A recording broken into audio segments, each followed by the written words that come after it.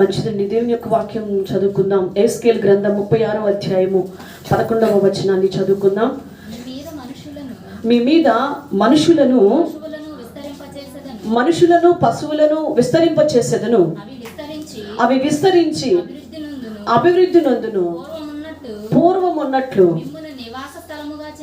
మిమ్మును నివాస స్థలముగా, ఎహెజ్కేలు గ్రంథం 36వ అధ్యాయము 11వ వచనం, మిమ్మల్ని నివాస స్థలముగా చేసి మునుపుట కంటే అధికమైన మేలు మీకు కలుగచేసేదను. దేవునికి మహిమ కలుగునుగాక. హల్లెలూయా.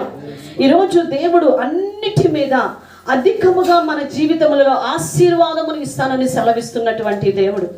మన దేవుడు మనము ఫలించకుండా నాశనం అయిపోయేటువంటి స్థితిలోనికి, కుళ్ళిపోయినటువంటి మొక్కలాగా, ఎండిపోయినటువంటి మొక్కలాగా, మోడుబారినటువంటి మొక్కలాగా అవటము దేవునికి ఇష్టము లేదు. మనందరము కూడా ఫలించాలి అని ఆయన యొక్క కోరికగా మనం చూస్తూ ఉన్నాం.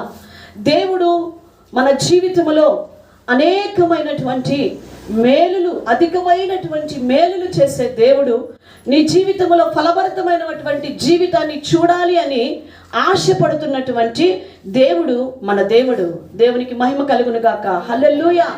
అయితే ఈరోజు అనేకుల యొక్క జీవితము ఎలాగా ఉంది అంటే, మేలు కలగటానికి బదులుగా, ఫలించటానికి బదులుగా చాలామంది యొక్క దేవుని బిడ్డలను చెప్పుకుంటున్న వారి యొక్క జీవితము ఎలాగ ఉన్నది అంటే, లూకా సువార్త 13వ అధ్యాయము 6 నుంచి 6వ వచనం అమ్మ చదువు.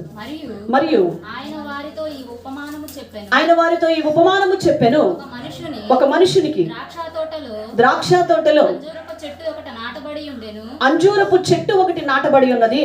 అతడు దాని పండ్లు వెదక వచ్చినప్పుడు ఏమీ దొరకలేదు కనుక అతడు, ఇదిగో 3 ఏండ్ల నుండి నేను ఈ అంజూరపు చెట్టున పండ్లు వెతకవచ్చుచున్నాను, కానీ ఏమీ దొరకలేదు.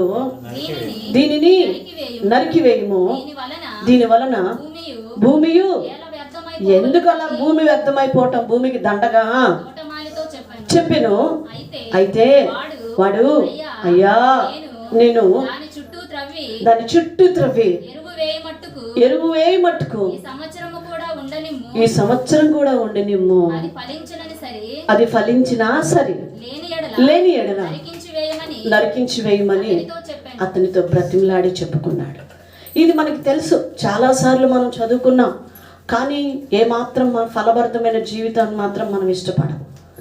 ఈ అంజూరపు చెట్టు ద్రాక్షావనంలో నాటబడినటువంటి చెట్టుగా మనం చూస్తూ ఉన్నాం. దేవుడు నిన్ను కూడా లోకములో ఎక్కడో పనికిరాని స్థితిలో నిన్ను నన్ను ఉండవలసిన మనల్ని తీసుకొని వచ్చి సంఘములో మనల్ని నాటాడు.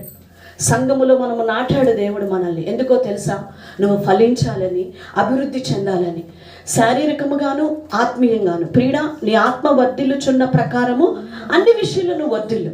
ఒక శరీర సంబంధమైన, భూ సంబంధమైనవి కాదు, ఆత్మ సంబంధమైన విషయాలలో నువ్వు వర్ధిల్లాలి. ద సేమ్, నువ్వు ఆత్మ సంబంధమైన విషయంలోనే కాదు, భూ సంబంధముగా కూడా నువ్వు దీవించబడాలని దేవుడు కోరుకుంటూ ఉన్నాడు. మన దేవుడు ఏదో ఒకటి ఇచ్చే దేవుడేం కాదు. అన్ని విషయములలో దేవుడు మనల్ని ఏం చేస్తూ ఉన్నాడు? ఆశీర్వదిస్తున్నాడు. నువ్వు ఫలించాలి, నేను ఫలించాలి. నువ్వు మేలులు పొందాలి, నేను మేలు పొందాలి. ఆ మేలును మనం అందరికీ అందించాలి అని దేవుడు కోరుకుంటూ ఉన్నాడు. హల్లెలూయా.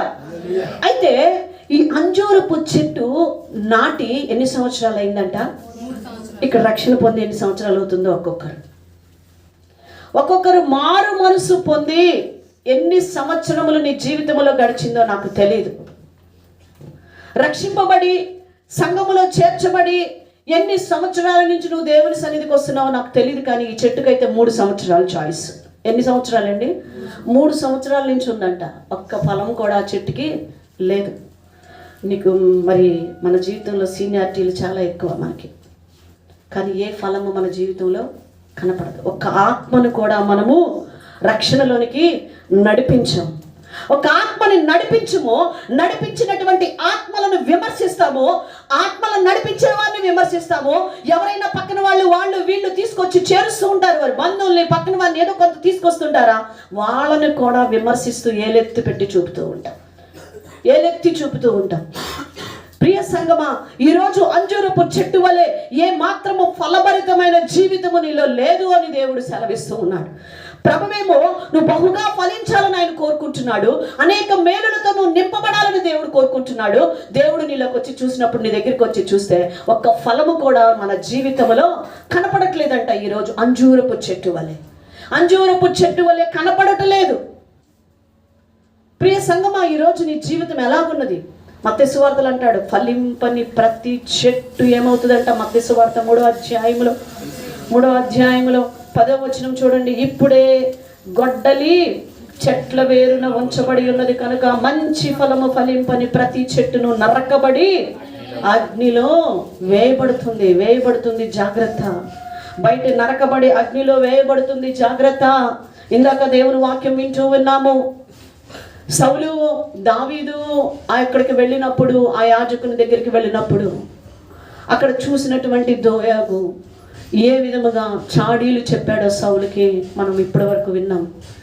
ఎంత అసూయతో చెప్పాడో అది తెలుసుకున్న సౌలు అభిషేకించబడిన వాడు, దేవుని కృపను పొందుకున్నటువంటి వాడు, దేవుని యొక్క ప్రవచనము కూడా ఆ యొక్క ప్రవచించినటువంటి వాడిగా ఉన్నాడు. ప్రవక్తలలో చేరిన వాడు కూడా సౌలు కూడా. ఇంత అనుభవం ఉన్నటువంటి సౌలు ఒక అసూయతో, ఒక ద్వేషముతో ఏం చేస్తున్నాడండి? ఆ సేవకుల్ని చంపేయండి. ఎవరు వాళ్ళ మీద పడి చంపేస్తారో వాళ్ళకి గిఫ్ట్స్. అది ఈ లోక సంబంధమైనది.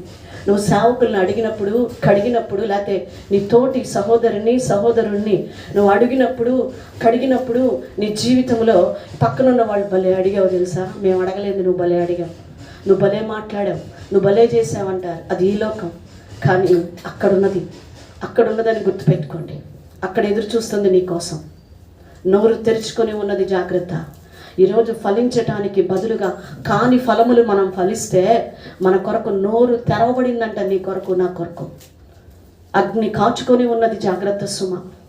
ఫలింపు లేదు. అయినా మనం ఏమనుకుంటున్నాము? నేను ఇన్ని తప్పులు చేస్తున్నా కూడా దేవుడు నన్నేమీ చేయట్లేదు, నేను ఎలాంటి చెడ్డ పనులు చేస్తున్నా దేవుడు నన్నేమి మొత్తట్లేదు, నన్ను ఏమి చేయట్లేదు, నేను బాగానే ఉన్నాను అనుకుంటున్నావు. నీలాంటి వాడు అనుకుంటున్నావు దేవుడు, నీలాంటి వాడు అనుకుంటున్నావు సహోదరుడా. అయితే నువ్వెందుకు అలాగున్నావో తెలుసా? ఆ కాపరి బతిమిలాడినట్టు, ఆ చెట్లు కాపుతున్నటువంటి ఆ కాపరి ఆ యజమానిని బతిమిలాడినట్టు యేసుక్రీస్తు ప్రభువారు తండ్రి దగ్గర విజ్ఞాపన చేస్తున్నాడు. చూడండి, రోమాపత్రిక 8వ అధ్యాయము 34వ వచనం. శిక్ష విధించువాడు ఎవరు? చనిపోయిన క్రీస్తు యేసే. అంతేకాదు, మృతులలో నుండి లేచిన వాడును, దేవుని కుడి పార్శ్వమున ఉన్నవాడును మన కొరకు విజ్ఞాపనము కూడా చేయుచున్నాడంట. ఆయనే. హెబ్రీ 7:25 చదవండి. హెబ్రీ 7:25. హెబ్రీలకు రాసిన పత్రిక 7వ అధ్యాయం 25వ వచనం. ఈయన తన ద్వారా దేవుని యొద్దకు వచ్చు వారి పక్షమున విజ్ఞాపనము చేయుటకు నిరంతరము జీవించున్నాడు. నీ కొరకు, నా కొరకు ఆయన విజ్ఞాపన చేస్తున్నాడు. తండ్రి, ఈ కుమార్తె కొరకు, ఈ కుమారుడు కొరకు కల్వరి సిలువలో నేను రక్తము కార్చాను తండ్రి, నా ప్రాణాన్ని పెట్టాను తండ్రి, ఇంకొక సంవత్సరం తరుణమే తండ్రి, ఇంకొక అవకాశమే తండ్రి అని యేసుక్రీస్తు ప్రభువారు మన పక్షముగా తండ్రిని బ్రతిమిలాడుకుంటూ విజ్ఞాపన చేస్తున్నాడు. కాబట్టి గ్రేస్ పీరియడ్ నీవు పొందుకున్నావు. హల్లెలూయా. కృప నువ్వు పొందుకున్నావు. ఆ కృప చేత నువ్వు జీవిస్తున్నావు. ఆ కృప చేత నువ్వు బలవంతుడు అవుతున్నావు. ఆ కృప చేత వస్తున్నావు. ఇప్పుడు చర్చికి 11 అయినా 11:30 అయినా 10 గంటల ఆరాధనకి నీ ఇష్టం వచ్చిన సమయంలో వస్తున్నావు, వెళుతున్నావు అంటే ఇక్కడ మాత్రం నీకు కృప దొరుకుతుందేమో చక్కగా వచ్చి కూర్చోటానికి. అదే ఆలస్యం, అదే నిర్లక్ష్య స్వభావం రేపు పరలోకంలో ఏమి వేయబడుతుంది నీకు? కన్యకులు వచ్చి ఏమంటున్నారు? తలుపు. ఏమన్నారు వాళ్ళు? నువ్వెవరవో తెలీదు. Get out. మనకి గేటు పడిద్దని తెలుసు. ఆదివారం మనకి 10 గంటలకు ఆరాధన అని తెలుసు. ఆదివారం రోజు దేవుని సన్నిధికి వెళ్ళాలి అని తెలుసు. అన్నీ తెలుసు. తెలుసు మనకి. ఇప్పుడు మనమేం కొత్తగా ఏం రాలేదు సంఘంలోనికి, కొన్ని సంవత్సరాల నుంచి వస్తున్నాం. ఇక్కడ పరిస్థితులు, చుట్టుపక్కల పరిస్థితులు, మనకి వాహనాల సిచ్యువేషన్స్ అన్నీ మనకి బాగా తెలుసు. మరి వాటికి అనుకూలముగా నువ్వు ఎక్కడ సిద్ధపడుతున్నావు? ఎక్కడ సిద్ధపడుతున్నాం మనం? ఎక్కడ మనం సిద్ధపాటు కలిగిన వారిగా ఉంటున్నాం? దేవుని కృపను బట్టి ఉన్నావో. ఈరోజు నీకు లేట్ అయిపోయినా దేవుని మందిరంలోకి వచ్చి కూర్చుంటున్నావంటే అదే కృప. రేపు నువ్వు అక్కడ నిలబడటానికి లేదు, అక్కడ నువ్వు కనీసము ఆ స్థలము, ఆ మెట్టు ఎక్కటానికి కూడా లేదు. ఆ బయట నుంచే బయట అక్రమము చేయవారులారు. అసలు మీరెవరో నాకు అసలు తెలీదు, నాకు తెలీదు. ఈరోజు కృప ఉన్నది కాబట్టే నువ్వెన్ని తప్పులు చేసినా ఉండగలుగుతూ ఉన్నాం. మనం కృప. ఆయన నీ పక్షంగా విజ్ఞాపన చేస్తూ ఉన్నాడు. దాన్ని ఆషామాషిగా తీసుకోబాక, నిర్లక్ష్యంగా తీసుకోబాక సంగమా. ఒక దినం రాబోతూ ఉంది, జాగ్రత్త. ఎందుకు విజ్ఞాపన చేస్తున్నాడో తెలుసా? నీ పాత స్వభావమును నువ్వు ఇంకా విడిచిపెడతావని, ఇంకా బలము పొందుకుంటామని, నీతిమంతులముగా ఆత్మీయులంగా మనము మార్చబడతామని, ఫలిస్తామని దేవుడు ఎదురు చూస్తూ ఉంటే నువ్వేమో ఆత్మ సంబంధమైన గొడ్డుబోతు స్థితిలోనే బ్రతుకుతూ ఉన్నావు. ఒక్క ఆత్మను కూడా నువ్వు కనలేకపోతూ ఉన్నావు. ఒక్క ఆత్మ కొరకు నువ్వు కష్టపడలేకపోతున్నావు. లెక్కకు చెప్పాలంటే నీ ఆత్మని నువ్వు కాపాడుకోలేని దౌర్భాగ్యపు స్థితిలోనికి వెళ్ళిపోయావు. ఇప్పుడు ఈ స్పాట్లో ప్రభు వస్తే ఏంటి మన పరిస్థితి? ఎక్కడ నువ్వు ఫలిస్తున్నావు? ఎక్కడ నువ్వు మేలులు అనుభవిస్తున్నావు? ఈరోజు నువ్వు ఫలించకపోతే మేలులు లేవు నీ జీవితంలో, లేవు నీ జీవితంలో. ఫలభరితమైనటువంటి జీవితము నీలో ఉండాలి. ఆత్మ సంబంధముగా, ఆ ఆత్మ సంబంధమైన స్పిరిట్, ఆ అభిషేకము నీలో ఉంటే ఒక భయం ఉంటుందండి మన జీవితాలలో. ఎప్పుడు నువ్వు పొందుకుంటావో తెలుసా మేలులు? అక్కడ అధికమైన మేలులు అన్నాడు కదండి.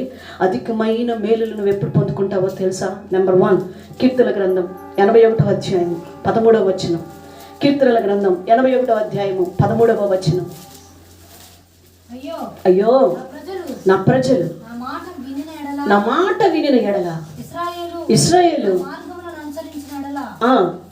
ఎంత మేలు. దేవుని మాట వినినప్పుడు, ఆయన మార్గములను నువ్వు నడుస్తున్నప్పుడు నీకు మేలు కలుగుతున్నది. నువ్వు దేవుని మాట తప్ప అందరి మాటలు వింటావు, అందరి మాటలు వింటావు. నువ్వు దేవుడి మాట ఒక్కటే నువ్వు వినవు. ఆయన మార్గంలో తప్ప ప్రతి మార్గంలో నువ్వు ఎంచుకుంటూ ఉన్నావు. తప్పుడు మార్గాలన్నీ నీలోనే ఉన్నాయి, తప్పుడు మార్గములన్నీ నీలోనే ఉంటున్నాయి. ఈరోజు దేవుని పేరు చెప్పుకొని నటిస్తున్నటువంటి సహోదరి సహోదరుడా, జాగ్రత్త. అయ్యో వేసనైనా క్షమాపణ ఉన్నదంట, వేషధారునికి క్షమాపణ లేదు. వేషధారి దేవుడు పిలుస్తూ ఉన్నాడు. ప్రియ సంగమా, ఒక్కొక్క విశ్వాసి గురించి కొన్ని విషయాలు మనకి తెలుస్తూ ఉన్నప్పుడు ఎంత వేదన వస్తుందో తెలుసా? ఎంత గుండెలు పగిలిపోతుంటాయో తెలుసా? అయ్యో ఇన్ని సంవత్సరాల ప్రయాస ఈ బిడ్డ విషయంలో ఎంత వ్యర్థమైపోతుంది ప్రభా. వేరే వారితో అక్రమ సంబంధం పెట్టుకున్నారట, ధనాపేక్ష కలిగి వెళ్ళిపోతున్నారంట, దూషించి వెళ్ళిపోతున్నారంట అని కొన్ని తెలిసినప్పుడు ఎంత బాధేస్తుందో తెలుసా? ఎంత బాధ. ఒక మానవురాలిగా కొన్ని సంవత్సరాలు ప్రయాసపడిన నాకే ఇంత వేదన నీ విషయంలో, వేషధారణ విషయంలో నాకు ఇంత వేదన కలుగుతూ ఉంటే, ఒక ఆత్మీయ తల్లిగా నీ కొరకు ప్రాణాన్ని పెట్టిన దేవుడు ఇంకెంత ఏడుస్తుంటాడు నీ కోసం, ఎంత విలపిస్తూ ఉంటాడు. ఒక్కసారి ఆలోచించు. ఏమైపోతుంది మీ విశ్వాసం? ఏమైపోతుంది మీ భక్తి జీవితం? వేషధారి గుండెలు పగిలిపోతూ ఉన్నాయి ఈరోజు. వీరి కొరక నేను ఇంతగా వీళ్ళు వెనకేసుకుని వచ్చింది, వీరి కోసమా నేను ఇంత కష్టపడింది ఇన్ని సంవత్సరాలు. ఒక తల్లిగా, ఒక ఆత్మీయ తల్లిగా నేను తట్టుకోలేకపోతూ ఉన్నాను. నీకు చీమ గుట్టినంత కూడా లేదు. జాగ్రత్త. ఉగ్రత దినము రాక మునిపే, అది ఎవరో నీకు తెలుసు, నీ మనస్సాక్షికి తెలుసు నువ్వు ఎలాగో జీవిస్తూ ఉన్నావో. ఉగ్రత దినము రాక మునిపే నీ జీవితాన్ని మార్చుకో, నీ బ్రతుకుని మార్చుకో. ప్రభువారు మనల్ని నమ్మారండి, ప్రభు మనల్ని నమ్మారు. దేవుని బిడ్డలుగా మనం కూడా ఒకరినొకరు ఏం చేస్తుంటామండి? నమ్ముతాం, కానీ బల్లాలతో పొడి చేస్తూ ఉన్నారు. పొడుస్తూ ఉన్నారు. పైకి భక్తి నటిస్తూ వెనక పాప జీవితం చేస్తూ భయంకరమైన లోకంలోకి వెళ్తూ పొడుస్తున్నారు, నటిస్తున్నారు. జాగ్రత్త. ఎలా దేవుని సన్నిధిలో నిలబడగలుగుతూ ఉన్నాం మనం? ప్రియ సంగమా, దేవుని మాటని విన్నప్పుడు నువ్వు మేలు పొందుకుంటావు. ఆ మాటని పక్కన పెట్టేస్తూ ఉన్నావు. ఆ మాట నీ చెవిని పడట్లేదు. దేవుని మాట దేవుడు చెప్తూ ఉన్నాడు, అయ్యో సిద్ధపడండి, సిద్ధపడండి, పాపమును విడిచిపెట్టండి అని దేవుడు చెప్తూ ఉన్నాడు. అబ్బే మన చెవులకి ఎక్కట్లేదు, మన చెవులకి ఎక్కట్లేదు. లోకపు మాటలే ఎక్కుతూ ఉన్నాయి. జాగ్రత్త. రెండవదిగా, ఎప్పుడు నీకు మేలు కలుగుతుందో కీర్తనకారుడు కీర్తనల గ్రంథం 65వ అధ్యాయము 4వ వచనం. 65వ అధ్యాయము 4వ వచనం. నీ ఆవరణములో నివసించినట్లు నీవు ఏర్పరచుకొని చేర్చుకొనివాడు ధన్యుడు. 65వ అధ్యాయం అమ్మా, 4వ వచనమేనా? ఎస్. మందిరములో మేలులు ఏం చేసి ఉంచాడంట? దేవుడు మన కోసం దాచి ఉంచాడు. ఆయన ఆవరణములో నివసించువారు. చదువు ఆ మాట కదా నాకు. చదువు. నీ మందిరములోని మేలు చేత మేమేం చేస్తున్నాము? మేలు ఇదే. ఎక్కడ ఉంది నీకు మేలు? ఎక్కడుంది? ఎక్కడ? నీకు అక్కడికి రావడానికే బాధ. ప్రపంచమంతా వెళ్తావు, పొద్దున్నే లేచి వారమంతా ఎక్కడికి వెళ్ళాలో అక్కడికి వెళ్తావు. ఏం చేసుకో, అది నేను తప్పని నేను అంటలేదు, దయచేసి ఇది అర్థం చేసుకోవాలి. అది నీ బ్రతుకు తెరువు. నేను ఎన్నడూ కూడా తప్పు పడ్డాను, ఎన్నడూ తప్పు పడ్డాను. అయితే నీవు అన్ని చోట్లకు వెళుతున్నావు మేలు కలగాలి అని, ఏదో వర్ధిల్లాలి అని. మందిరములో కలిగే మేలు దగ్గరికి ఎందుకు నువ్వు రావట్లేదు? ఒక్క దినము కూడా ఆయనతో గడపటానికి ఎందుకంత నిర్లక్ష్యంగా పోదామా వద్దా, పోదామా వద్దా? మొన్న కదా సేవకులు చెప్పారు మందిరం గురించి. మీటింగ్ పెట్టి మరీ చెప్పించాం. భయంకరమైన వర్షంలో వచ్చారు పాపం వాళ్ళు, తడుస్తూ. వాటి పాపం తడుస్తూ భయంకరంగా ఉంది మన మందిరం. ఆ రోజు నీళ్లతోటి అసలు సప్పా సప్పా బురదతో ఉండిపోయింది. అలాంటివి స్థలంలో కూడా వారు నుంచొని మనల్ని ప్రేమించి దేవుని మాటలు అందించారు. మందిరంలో ఎలాగ ఉంటున్నాం, మందిరానికి ఎలా వస్తున్నాం అని ఎంతగా చెప్పారే. మరి విన్నవాళ్ళందరూ ఎక్కడ పెట్టారండి? ద సేమ్ అదే పద్యమది మన వేమన పచ్చి. ఎలికి తోలు తెచ్చి ఏడాది ఉతికిన నలుపు నలుపే కానీ తెలుపు రాదయా అని ఎంతమంది సేవకుల్ని పిలిపించి ఎన్ని వాక్యాలు చెప్పిస్తున్నా, ఎంతగా చేస్తున్నా మన తోలు ఏమవ్వట్లేదంట, మన మనసు మారట్లా. మందిరములో నీకు మేలు, ఆ స్థలములో ఈ స్థలములో కాదు. దేవుని మందిరములో నీకు మేలు. నిన్ను చూసి కొత్తగా వచ్చేవాళ్ళు కూడా వాళ్ళే రావట్లేదే, వీళ్ళే రావట్లేదని వాళ్ళు కూడా వెనక్కి వెళ్ళిపోతున్నారు. 2 వారాలు 3 వారాలు సిన్సియర్గా వస్తూ ఉంటున్నారు. కొత్త వాళ్ళు కొద్దిగా చూస్తున్నారు, ఎవరికి అనిపించట్లేదు వాళ్ళకి, మేము ఒక్కళ్ళమేనా అనుకుంటూ ఉంటున్నారు. వీళ్ళు ఎవరు రావట్లేదు కదా అంతే. వాళ్ళు కూడా చిన్నగా ఏమైపోతున్నారు అంతే. వాళ్ళు వెనక్కి వెళ్ళిపోవటానికి కారణం మీరే. ప్రియ సంగమా, ఒక్కసారి పరిశీలన చేసుకో. మందిరములో మేలున్నదంట, అక్కడ ఇక్కడ లేదు. ఆదివారం నువ్వు పనికి వెళ్తే మేలు కాదు, కీడు. నీ వెనక కీడు పరిగెత్తుకుంటా వస్తుంది. ఆదివారం నువ్వు సంపాదించి, దేవుడే చెప్పాడు, నేను చెప్పట్లేదు ఆ మాట, దేవుడే అన్నాడు. చిల్లు సంచిలో పోసినట్లంతే. నువ్వు చిల్లు సంచిలో, నీ నెల జీతం అంతా చిల్లు సంచిలో పోస్తున్నావు నీ డబ్బులు. ఈరోజు మనం ఎలాగున్నామో పరిశీలించుకోండి. మందిరములో మేలు ఉన్నది. నువ్వు మందిరము తప్ప ఎక్కడికో వెళ్తాను. ఇందాక చదువుకున్న ఆ కీర్తనకారుడు అంటాడు, నేనైతే నా దేవుని మందిరములో ఎలాగున్నాడంట? పచ్చని ఒలీవా చెట్టు వలె ఉన్నాడు. పచ్చని ఒలీవా చెట్టు వలె ఉన్నాడు. 3వ విషయం ఎక్కడ మేలో తెలుసా? కీర్తన గ్రంథం 84వ అధ్యాయం 11వ వచనం. నువ్వు ఫలించాలి అంటే ఎక్కడ నీకు మేలు దొరుకుతుందో చూడండి. సూర్యుడును కేడమునై ఉన్నాడు. యథార్థముగా ప్రవర్తించే వారికి ఏ మేలు చేయక మానడు. ఏమండి, నువ్వెందుకు ఫలించలేకపోతున్నావంటే యథార్థమైన జీవితం లేదు. ఇందాకే చెప్పా, నటించటం ఎక్కువైపోతుంది మనుషులు ఎదుట. అసలు ఎంత వంగి వంగి దండాలు పెట్టేటువంటి స్టేజీలకు వచ్చేసారండి. అంత అసలు సినిమా హీరోలు యాక్టర్స్ పనికిరారు, మీ ముందు పనికిరారు. నిజంగా అంత నటించేస్తున్నారు. యథార్థతే లేదు. నమ్మిన తల్లిదండ్రుల్ని మోసం చేస్తున్నారు, భర్తని మోసం చేస్తున్నారు, భార్యను మోసం చేస్తున్నారు, సేవకుల్ని మోసం చేస్తున్నారు. తోటి దేవుని బిడ్డలు ఒకళ్ళనొకళ్ళు నమ్మి పాపం కష్టాల్లో ఉన్నారని ప్రేమిస్తే వాళ్ళని మోసం చేస్తున్నారు. ఎంతమందిని మోసం చేస్తావు? ఎక్కడుంది యథార్థత? యోబుకి ఎన్ని కష్టాలు వచ్చినా ఏం విడిచిపెట్టలేదంట. మరి నువ్వెందుకు విడిచిపెట్టేస్తున్నావు? ఎన్నిసార్లు పడిపోతూ లెగుతావు. ఎన్నిసార్లు నీ జీవితంలో ఎక్కడుంది యథార్థత? దేవుడు అడుగుతున్నాడు. యథార్థవంతులకి ఆయన ఏ మేలు చేయక మానడు. ఈరోజు నీకు మేలు కలగకుండానట్లు నీలో యథార్థత కోల్పోయావంటున్నాడు దేవుడు. పోయింది నీ యథార్థమైన జీవితం, పోయింది నీ జీవితం. ప్రియ దేవుని బిడ్డ, యథార్థముగా జీవించు. నటించొద్దు, అస్సలు నటించొద్దు. ఆయన నటించు వారిని అణపశక్తుడంట. నటించే వారిని ఏం చేస్తాడు? అణిచివేస్తాడు. 4వదిగా కీర్తనల గ్రంథం 34వ అధ్యాయం 9వ వచనం. కీర్తనల గ్రంథం 34వ అధ్యాయం 9వ వచనం. చదువు. యెహోవా భక్తులారా, ఆయన యందు భయభక్తులు ఉంచుడి. ఆయన యందు భయభక్తులు ఉంచువారికి ఏమీ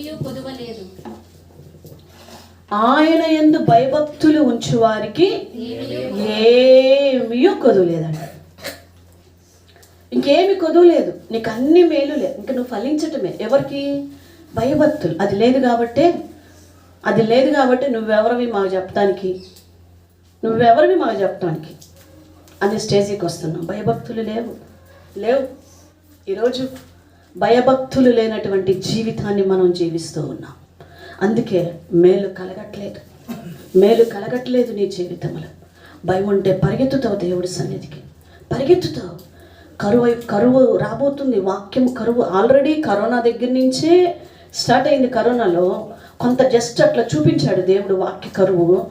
ఆ తర్వాత దేవుని మహాకృపను బట్టి విస్తారమైన వాక్యం అందే విధముగా యూట్యూబ్స్, ఈ జూమ్ మీటింగ్స్ ఇట్లాంటి దేవుడు మనకి ఏదో కొంచెం అట్లా ఇచ్చాడు, ఉపయోగించుకోండి అని. దేవుని కృపను బట్టి విస్తారంగా వాక్యం మనకి సమృద్ధిగా జరుగుతుంది, మరి దొరుకుతుంది. అది దూరం అయిపోయే ఒక దినం రాబోతూ ఉన్నది. నైజీరియా ప్రజలు ఏడుస్తూ ఉన్నారు. మనమేమో తీరుబడిగా మందిరానికి రావడానికి కూడా చచ్చిపోతున్నాం. అక్కడ చూడండి, యూట్యూబ్ ఓపెన్ చేసి నైజీరియా ప్రజల గురించి వినండి, ఆ దేశం గురించి వినండి. ఆ ప్రాంతం, ఆఫ్రికా ఖండంలో ఉన్న ప్రాంతం నైజీరియా ప్రాంతం వినండి. మందిరాల్ని తగలబెట్టేస్తూ ఉన్నారు, విశ్వాసమును విడవమని కాల్చేస్తున్నారు. భార్య ముందు భర్తని కొట్టి చంపేస్తున్నారు, భర్త ముందు భార్యని పాడు చేస్తున్నారు, పిల్లల ముందు తల్లిదండ్రుల్ని చంపేస్తున్నారు. నీకేమీ లేదు, నీకు నచ్చితే వస్తున్నావు లేకుంటే లేదు. ఇప్పుడు నీకు బాగుంది, అంతా బాగుంది అనుకునే సమయంలోనే అకస్మాత్తుగా నీ మీద పడబోతూ ఉన్నది. జాగ్రత్త. ఎవరు నిలబడతారో ఎవరు విడవబడతారో నాకు తెలియదు సంగమా. కానీ నైజీరియా దేశంలోని ప్రతి క్రైస్తవులు నిలబడుతున్నారు. హల్లెలూయా. ప్రతి విశ్వాసి దేవుని కోసం నిలబడుతుంది. విశ్వాసమే మాకు కావాలి, దేవుని సన్నిధిలో మాకు కావాలి ఆయన యందు జీవితం అని దేవుని కొరకు నిలబడుతున్నారు. కానీ లోకంని ప్రేమించలేదండి. లోకాన్ని విడిచిపెట్టేసేసారు వాళ్ళు. నువ్వేం చేస్తూ ఉన్నావు? నువ్వెలాగో ఉన్నావు? చచ్చిపోతున్నారు. వేల సంఖ్యల్లో తేలారు వాళ్ళు, తెలుసా? నైజీరియా దేశంలో వేల సంఖ్యల్లో హింసింపబడుతూ చచ్చిపోతున్నారు. నువ్వు నాకేముందులే అనుకుంటూ ఉన్నావు. భయభక్తులు లేని జీవితం. ఎవరి మాట లెక్కలేదు. ఏదన్నా తెలిసినప్పుడు మాత్రం, ఏదన్నా ఇదైనప్పుడు ఓకే సరే అంటుంటాడు. మళ్ళా తర్వాత ఒక ఆయనంట, అసలు ఈ కుక్క తోక ఎందుకు స్ట్రైట్గా రాదు, నేను ట్రై చేస్తానని పుత్తూరు కట్టేసాడంట. దానికి ఏం కట్టు? మనం అనుకుంటాం కదా, పుత్తూరు కట్టు. చక్కని రాడ్స్ అవి పెట్టేసి, చెక్కలు పెట్టేసి స్ట్రైట్గా పెట్టి దానికి ఒక కట్టేసేసాడు. ఎందుకు ఇది స్ట్రైట్ రాదో చూద్దాం. కొన్నాళ్ళు అలానే ఉంచేశాడు. జనరల్గా మన చెయ్యి ఇరిగిపోయినప్పుడు మనం ఇలా పెట్టలేం, కాలు ఇరిగినప్పుడు ఇలా పెట్టలేం. మనకు కూడా కట్లేస్తారు. కొన్ని హాస్పిటల్లో వాళ్ళు రాడ్స్ వేస్తారు. మనం పుత్తూరు కట్లను పెడితే వాళ్ళు ఏవో కర్రలతోటి వీటితో ఏదో వేస్తూ ఉంటారు ఇట్లాంటి కట్లు. అవి వేసినప్పుడు కొన్నాళ్ళకి ఎముకలన్నీ సెట్ అయిపోయి ఇట్లా ఉన్న ఏం చేస్తాయి అంటే స్ట్రైట్గా వచ్చేస్తుంటాయి, చక్కగా వచ్చేస్తుంటాయి.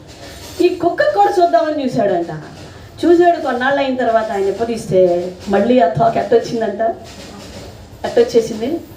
అలానే అయిపోతుంది. అట్లానే అయిపోతుంది. కుక్క తోక వంకరలాగా నీ బుద్ధి అయిపోతుంది, పోతుంది. మంచితనం అనేది, నీ సాక్ష్యం అనేది పోగొట్టేసుకున్నావు. ఆల్రెడీ పోయింది కూడా చాలా వరకు. తిరిగి సంపాదించుకోవటం ఎంత కష్టమో తెలుసా అండి? ఎంత కష్టమో తెలుసా? భయభక్తులు కలగని వారికి దేవుడు ఏం చేస్తాడంట? మేలు. ఆ భయభక్తులే లేవు నీ జీవితంలో.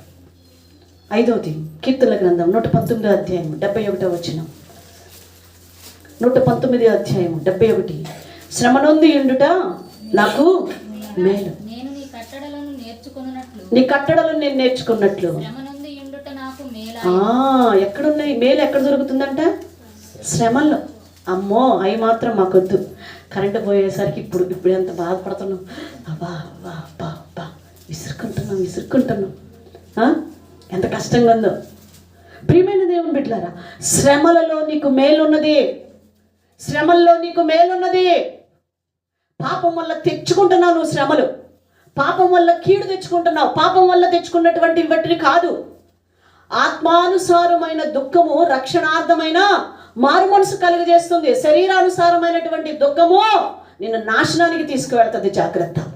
అది లేదు ఇది లేదని ఆ శ్రమలు ఈ శ్రమలు ఐకొని తెచ్చిపెట్టుకొని ఈ కొని తెచ్చిపెట్టుకొని ఆ పనులు చేసి ఈ పనులు చేసి ఉన్నయన్నీ ఊడ్చిపెట్టి ఆ యొక్క ఉంచుకున్న దానికి పెట్టి ఈ ఉంచుకున్నోడికి పెట్టి దాళ్ళకి పెట్టి వీళ్ళకి పెట్టి అన్ని నాశనం చేసుకొని అప్పులు పాలైపోయి కొంతమంది స్త్రీలు ఏ మాత్రము కూడా ఆ యొక్క నిగ్రహము లేనటువంటి మనసు కలిగిన వారిగా ఆ వస్తువులు ఈ వస్తువులు కొనేసి అప్పులు చేసేసి వడ్డీలు చేసేసేసుకొని భయంకరంగా ఏడుస్తూ ఉంటారు.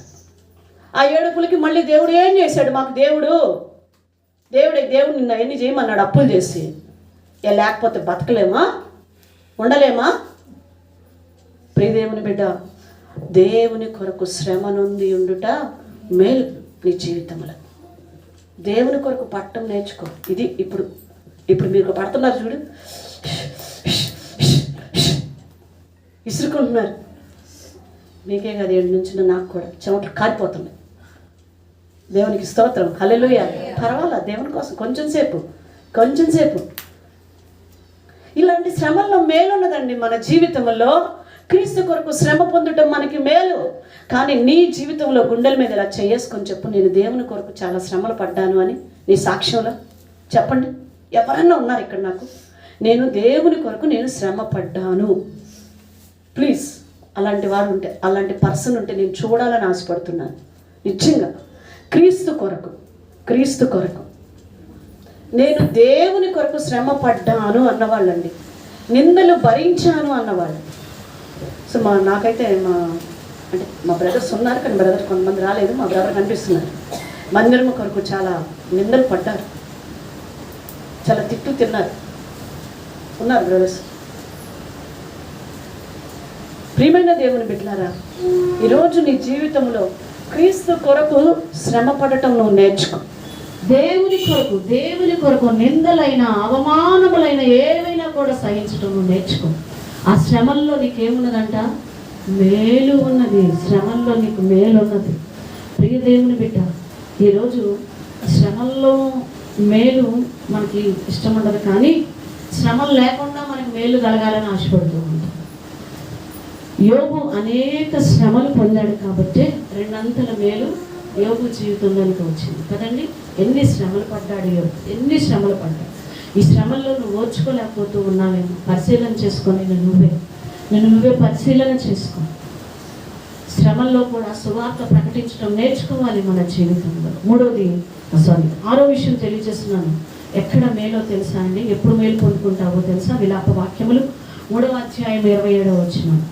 విలాప వాక్యములు 3వ అధ్యాయం 27వ వచనం మాట. యవన కాలమున కాడి మోయిట నరునికి మేలు. దేవుని కాడి నువ్వు మోయాలి అనగా సువార్త నువ్వు ప్రకటించాలి. శ్రమలు పడుతూ ఇంట్లో కూర్చోవడం కాదు, కష్టపడుతూ ఇంట్లో ఏదో నిందలు పడుతున్నామని ఇంట్లో కూర్చోవడం కాదు. సువార్త ప్రకటించే వారి పాదములు సుందరములు అంటున్నాడు. సువార్త ప్రకటించకపోతే శ్రమ అంటున్నారు. ఈరోజు దేవుని కాడ మోయటములో, సువార్త ప్రకటించడంలో మనకి మేలు ఉన్నది. నువ్వు ఎంతమందికి దేవుని వాక్యం చెప్పావో, ఎంతమందిని దేవుని దగ్గరికి నువ్వు నడిపించావో నాకు తెలియదు సహోదరి సహోదరుడా. ఈరోజు దేవుని కాడే మోయట నీకు మేలు. నీ జీవితంలో ఒక్క రోజున కాడే మోసావా? ఒక్క రోజున ఒక ఆత్మకి దేవుని వాక్యం చెప్పావా? వెళ్ళావా? అది ఒక ఆత్మ దగ్గరికి వెళ్ళావా? నువ్వు పరిశీలన చేసుకో నీ జీవితాన్ని. చివరిగా ఒక మాట నేను చెప్తూ ఉన్నాను. ఎప్పుడు మేలో తెలుసా? కొరింథీయులకు రాసిన 2వ పత్రిక 9వ అధ్యాయం 7వ వచనం. సడుగు కొనకయు బలవంతముగా కాకయు ప్రతివాడును తన హృదయములో నిశ్చయించుకున్న ప్రకారం ఇవ్వవలెను. దేవుడు ఉత్సాహముగా ఇచ్చువానిని ప్రేమించును. మరియు సర్వ సమృద్ధి గలవారై కొరింథీయులకు రాసిన 2వ పత్రిక కదమ్మా. ఓకే, ఇక్కడ దేవుడు సణుకొనకయు గొనుక్కోక దేవునికి ఎలా ఇవ్వాలంట? సంతోషంగా ఉత్సాహంగా ఇవ్వాలంట. అంటే పుచ్చుకొనుట కంటే ఇచ్చుట మేలు అని ఉంటుంది కదా అక్కడ మాట. పుచ్చుకొనుట కంటే ఇచ్చుట మేలు అని దేవుడు చెప్తూ ఉన్నాడు. ఈరోజు మనకి పుచ్చుకోవడం అలవాటు, ఇవ్వటం చాలా తక్కువ, చాలా తక్కువ. ఇవ్వటానికి మన మనసు రాదు. పుచ్చుకోమంటే చాలా మంది పుచ్చుకునేటువంటి వాళ్ళు ముందు వచ్చేస్తారు, ముందు లైన్లో నుంచి ఉంటారు పుచ్చుకోవటానికి. ఇవ్వడానికి వచ్చేసరికి చేతులు రావు. దేవునికి ఇవ్వలేరు, పేదవాళ్ళకి ఇవ్వలేరు, ఏమి సహాయం చేయలేరు. ఒకటే సడుక్కుంటూ ఉంటారు. అయ్యా మమ్మల్ని అడిగారు, మమ్మల్ని అడిగారు, మమ్మల్ని అడిగారు, ఏదో మీటింగ్ అంట మమ్మల్ని అడిగారు. మొన్న చెప్పినట్టున్నాను ఒక సేవకుడు కదా, పాపం 3 రోజులు కష్టపడి ఆ సేవకుడు మీటింగ్ చెప్పి అందరం సహకరిద్దామంటే ఆ సంఘంలో ఉన్న కుటుంబస్తులు ఎలా మాట్లాడుకున్నారో చెప్పాను కదా, ఎంత భయంకరంగా మాట్లాడుకున్నాను.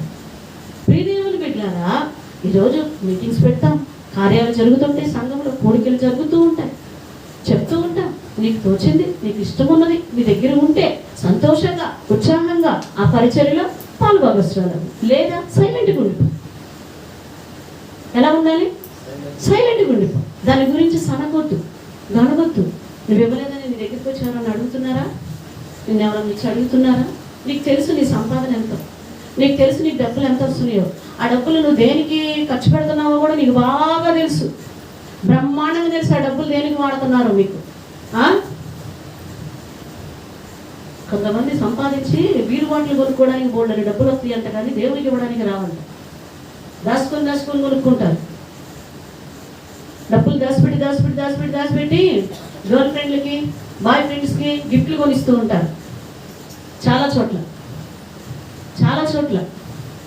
ఇక స్త్రీలైతే ఉంచుకున్నోడి కోసం బైకులు కొనిచ్చే వాళ్ళు ఉన్నారు, సంఘాలు కూల్చేసిన వాళ్ళు కూడా ఉన్నారు. నాకు తెలిసిన వాళ్ళు చాలా మంది ఉన్నారు. ప్రియదేవుని బిడ్డ, నువ్వే లిస్టులో ఉన్నావో నాకు తెలీదు. దేవుని దగ్గర అంట పుచ్చుకోవటం కన్నా మనం ఏం చేయాలంట? ఇవ్వటం నేర్చుకోవాలి. ఇస్తాం. ఏ విషయంలో ఇస్తాం తెలుసా? ఎప్పుడు ఇస్తాను తెలుసా? ఒక మాట నువ్వంటే 10 మాటలు ఇస్తాను నీకు. నేనేమిస్తాను? ఒక్క మాట నువ్వు మాట్లాడితే నీకు నేనేమి ఇవ్వడానికి ఇష్టపడతాను? 10 మాటలు వడ్డీయటానికి ఇష్టపడతాను. దేవుడు అది అడగట్లేదు. నీ దగ్గర ఉంటే ఇస్తే మేలు అంట, అంతే. మేలు అంతే. బలవంతంగా ఇవ్వబాక. దేవునికి ఏది కూడా చల్లనివి, చిరిగినవి, నలిగినవి, పనికిరానివి, కుంటివి, గుడ్డివి దేవుడేమంటున్నాడు? ఇవ్వకూడదు. నీ దగ్గర ఉందా? హార్ట్ఫుల్గా రూపాయి ఉందా? నీ దగ్గర రూపాయి ఉందా? అదే ఇవ్వు దేవుడికి. హల్లెలూయా. అందుకని నేను ఏమైనా బలవంతం చేస్తున్నారా? లేదుగా. దేవుడికి ఎలా ఇవ్వాలంట? ఉత్సాహం, సంతోషం, సనుకోవద్దు, గొడుకోవద్దు. బలవంతంగా అస్సలు ఇవ్వక దేవుడికి. నన్ను అందరూ చెప్తున్నారే, నేను వేసేది చూస్తున్నారేమో, నేను వేసేది ఒక్కళ్ళు కాదు, నేను దేవుడు చూస్తున్నాడు, అంతే. దేవుడు చూస్తున్నాడు నువ్వు వేసేది. ఆ పేద వినవరాలు వేసిన 2 కాసులు సంఘంలో ఎవరన్నా చూసారా? మందిరంలో ఎవరన్నా చూసారా? ఎవరు చూశారు? దేవుడు చూశారు. అందుకే ఆమెకు మేలు కలిగింది. ఈరోజు కూడా ఆమె గురించి చెప్పుకొని మనం ఆశీర్వాదం పొందుతున్నాం. ఇంత కట్టేశాడంట ధనవంతుడు. అందరూ చూశారు, కానీ ఎవరు చూడాల? దేవుడు పట్టుకురారా నీ కట్ట నాకెందుకు, నీ డబ్బులు కట్ట నాకెందుకు, నీ హృదయము దేవునికి దూరంగా ఉంది, నీ హృదయం దేవునికి దూరంగా ఉండి నాకు ఇస్తావే, దగ్గరగా ఉంది. ప్రియదేవుని బిడ్డ, ఈరోజు పుచ్చుకున్నట కంటే ఇచ్చుట మేలు మేలు. ఈరోజు మేము ఆ మేలులన్నీ పొందుకుందాము కాక. ఆమేన్. ఆ యొక్క ఫలభరితమైన జీవితంలోనికి మనం ఫలించదు కాక. అంజూరపు చెట్టు 3 సంవత్సరాల నుంచి ఫలించలేదంట. నువ్వెన్ని సంవత్సరాల నుంచి ఫలించట్లేదో నాకు తెలియదు. ఎక్కడ వేసింది అక్కడే ఉంటున్నావు, ఎక్కడ వేసింది అక్కడే, ఎక్కడ కూర్చున్నది అక్కడే, ఏమీ లేదు ఏమీ లేదు. అలాంటి స్థితిలో మనం ఉన్నాము. దేవుడు అంటున్నాడు, ఇప్పుడైనా లే, ఇప్పుడైనా నువ్వు ఫలించు, ఇప్పుడైనా ఆ మోడు బారిన జీవితాన్ని విడిచిపెట్టు, ఆ లోకాన్ని విడిచిపెట్టు, ఆ పాపాన్ని విడిచిపెట్టు, ఆ శాపాన్ని విడిచిపెట్టు, ఆ అశ్లీల దృశ్యాలను విడిచిపెట్టు. దేవుడు అంటున్నాడు, రా ఇశ్రాయేలు, తిరిగి రానుద్దేశించిన ఎడల నా యొద్దకి తిరిగి రా. దేవుడు పిలుస్తున్నాడు, నా దగ్గరికి రా. ఆయన దగ్గరికి వస్తే ఆయన అంత మాత్రం మనల్ని త్రోసివేసే దేవుడు కాదు. ఆయన ప్రేమించే దేవుడు, హత్తుకునే దేవుడు, మన ప్రతి అవసరం తీర్చే, ఫలభరితమైన జీవితంలో మనల్ని నడిపించే దేవుడు. హల్లెలూయా. ఈ మాటలు దేవుడు తన వెనుకలో దీవించిన గాడ్ బ్లెస్ యు.